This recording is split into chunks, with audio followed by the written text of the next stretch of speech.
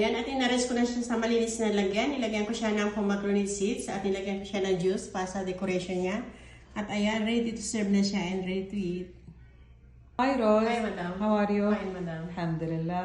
اليوم روز بتسوي لكم تبولة بالشمندر. يلا روز. Hello mga kabayan, magagawa ko ng tabula with shamandar. Ayan, at ready ko na itong parsley. Hiniwa ko na siyang small piece. At itong pomegranate seeds, fresh. Ayan, ready na siya. At itong tabule, binabad ko siya ng half hour. At tinanggal ko na siya sa water. At naghiwa ako ng mint leaf fresh.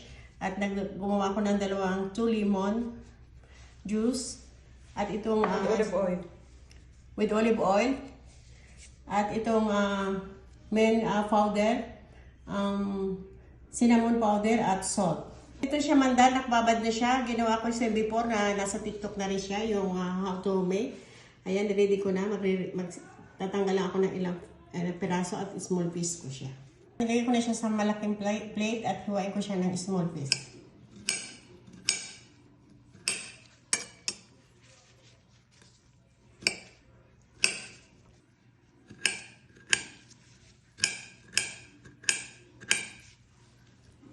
Lagyan ko na sa big bowl yung burger at i-add ko na itong shamandar.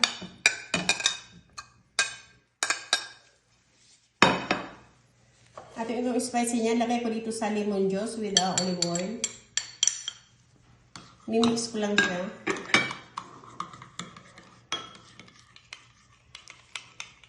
At ngayon, ibubuhos ko na dito. At mix ko lang siya. At tinamamix ko siya, tatakpan ko siya at ikikip ko siya ng 5 minutes.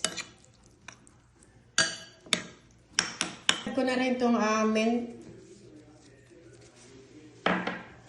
At ngayon, add ko na itong sauce. Ayan, at mimix ko na siya.